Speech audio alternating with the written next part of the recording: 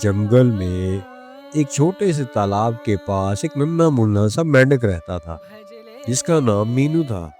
وہ جنگل بڑا ہی سرسبز اور پرامن تھا جہاں تمام پرندے اور جانور ہنسی خوشی پرسکون زندگی گزار رہے تھے۔ مینو بڑا شرارتی سا مینڈک تھا جسے ہر وقت کچھ نہ کچھ شرارت سوجی رہتی تھی اور اکثر وہ اپنی شرارتوں کی وجہ سے پریشانی اٹھاتا تھا۔ جنگل کے دوسرے کونے میں ایک بابا رہتا تھا۔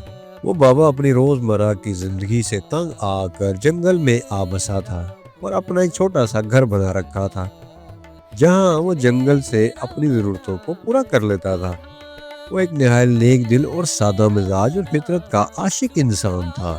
ایک دن مینو تالاب سے دور نکل گیا۔ وہ اچھلتا کودتا جنگل کی گھاس میں آگے بڑھتا چلا گیا۔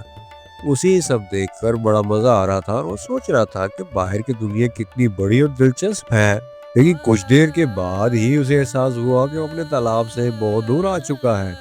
اب نہ تو اسے راستہ یاد تھا اور نہ ہی کوئی ساتھی مینڈک۔ وہ دور سے ڈرنے لگا اور زور زور سے ٹٹرانے لگا۔ اس کی آواز جنگلی بابا جو قریبی درخت کے نیچے بیٹھا آرام کر رہا تھا اس نے سن لی۔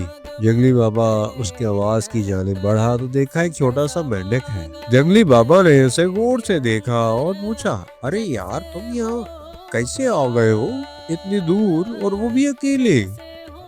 لگتا ہے تم راستہ بھول چکے ہو اس لیے یہاں تک آن پہنچے ہو، لیکن گھبراؤ مت، میں تمہاری مدد ضرور کروں گا۔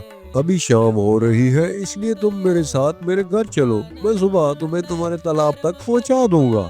صبح ہوتی ہے تو جنگلی بابا مینڈک کو تالاب کی جانب لے کر چل پڑتا ہے اور راستے میں جنگلی بابا مینو سے باتیں بھی کرتا ہے اور اسے بتاتا ہے کہ زندگی میں حد سے زیادہ تجسس یا بے پرواہی اکثر ہمیں مصیبت میں ڈال دیتی ہے۔ دیکھو مینو، ہر چیز کو جاننا اچھا ہے لیکن احتیاط کے بغیر خطرہ بھی ہو سکتا ہے۔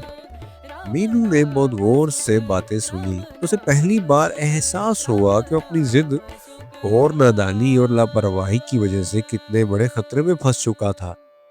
جنگلی بابا نے اسے تالاب تک پہنچا دیا۔ مینو تالاب کو دیکھ کر بہت خوش ہوا اور اس نے جنگلی بابا کا شکریہ ادا کیا۔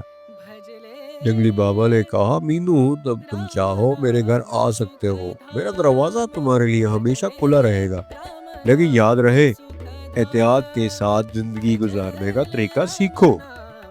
یہ کہہ کر جنگلی بابا اپنے گھر کی جانب روانہ ہو گیا۔ اس دن مینو نے ایک تبدیلی آ گئی۔